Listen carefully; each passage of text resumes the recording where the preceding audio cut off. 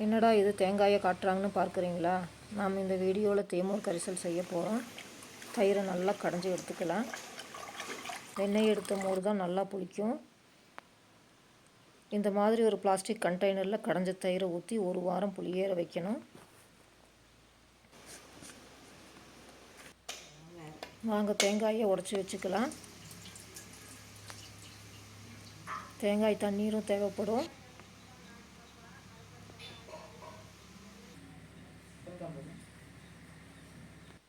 தேங்காயை தூண்டி எடுத்துட்டு மிக்ஸி ஜாரில் போட்டு கொஞ்சம் தண்ணி சேர்த்து அரைத்து எடுத்துக்கலாம்.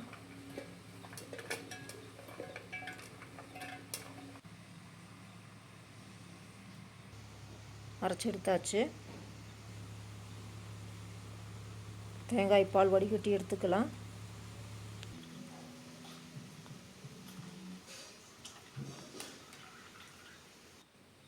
அது கூட தேங்காய் தண்ணி சேர்த்துக்கலாம். 1/4 லிட்டர் தயிருக்கு 1/4 லிட்டர் தேங்காய் பால். முதல்ல புளிச்ச மோர் ஊற்றிக்கலாம்.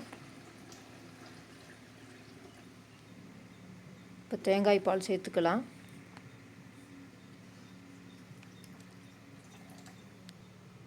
நல்லா ஏர் டைட்டாக மூடி வச்சுக்கலாம். தினமும் ஒரு டைம் குலுக்கி விடணும், இல்லைன்னா புழு வச்சிரும். இது ஒரு வாரத்தில் தயாராகிடும். பாருங்கள், தயாராகிடுச்சு.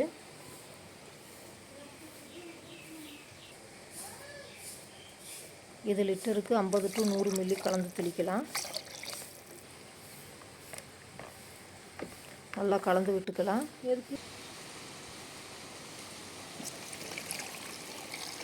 ஸ்ப்ரேயரில் ஊற்றி தெளிக்கலாம்.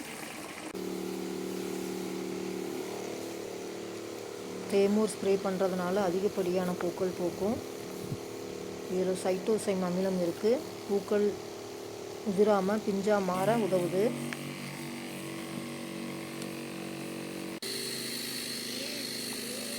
தக்காளி செடியில் அதிகமாக பூதிர்வு பிரச்சனை இருந்தது, அதனால் தேமூர் கரைசல் தெளித்தோம்.